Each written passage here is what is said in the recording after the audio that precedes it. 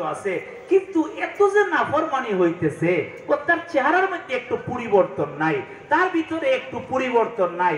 আর এই মানুষগুলির কেমনে আমি ফতে আনবো, একটু ফিকির করা। কারণ শরীয়তের মধ্যে একটা ক্যাটাগরি, আবু সাঈদ খুদরি রাদিয়াল্লাহু তাআলা আনহুর যে রিওয়ায়াত ইমাম মুসলিম রাহমাতুল্লাহি আলাইহি সনদে মুত্তাসিলের সাথে রিওয়ায়াত করেছেন, আন আবি সাঈদ আল খুদরি রাদিয়াল্লাহু তাআলা আনহু قال قال رسول الله صلى الله عليه وسلم من رأى منكم منكرا فليغيره بيده فإن لم يستطع فبلسانه فإن لم يستطع فبقلبه وذلك أضعف الإيمان।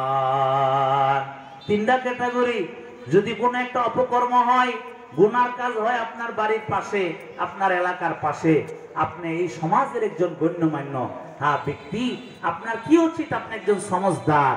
এক নম্বর কাজ হইল আপনি হাত দিয়ে বাধা দিবেন। বলে না, হাত দিয়ে বাধা দেওয়ার শক্তি তো আমার নাই, হাত দিয়ে বাধা দিলে ওরা আমার উপর উল্টা আক্রমণ করবে, দরকার নাই।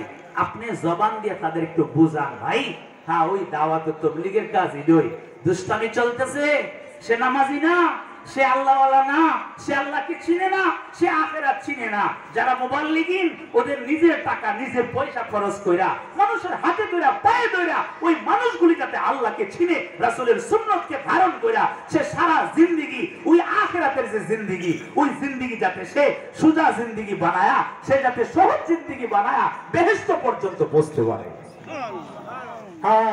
এই জন্য 2 নাম্বার তারে বুঝাইতে হবে, বাবা এই বলে জবান দিয়ে কথা বললে উল্টা আক্রমণ করবে। এত শক্তিশালী পাপীরা, এই গুনাহগারের দল এত বড় শক্তিশালী, মুখটা খুললে আপনার উপর আক্রমণ করবে, আপনার বাড়িঘর সব তছনছ করে ফেলবে।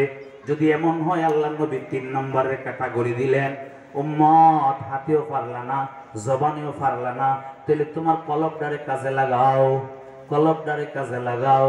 এই কলবটা দিয়ে তুমি ফিকির করবা, কিরে আমি তো পারতেছি না, প্রশাসনের একটু জানাই, হ্যাঁ বড় বড় আরো ব্যক্তিবর্গ যারা আছে চেয়ারম্যান মেম্বার এদেরকে জানাই, ভাই এই কাজগুলি এরা করতেছে, আমাদের যুব সমাজ নষ্ট হয়ে যাচ্ছে, ওদের চরিত্র নষ্ট হয়ে যাচ্ছে, গোটা সমাজের মধ্যে আর নৈতিকতা থাকবে না।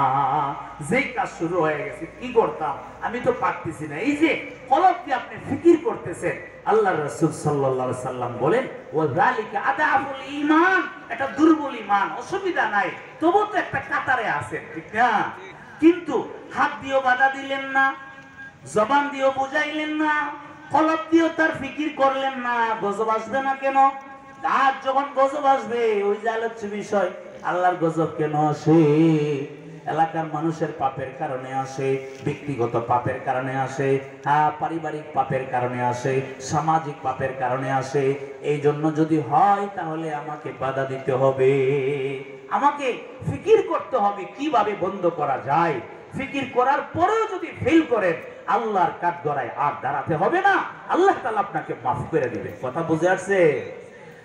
ওই এই যে লোকটা হযরত জিবরীল আলাইহিস সালাম যখন রিপোর্ট পেশ করলেন, আল্লাহ এই এলাকার মধ্যে এমন একজন আল্লাহর ওলি আছে, তোমার একজন খাস বান্দা আছে, একটা মুহূর্ত সময় তোমার জিকির থেকে সে তার কলবরে গাফেল রাখে না, বেখবর রাখে না।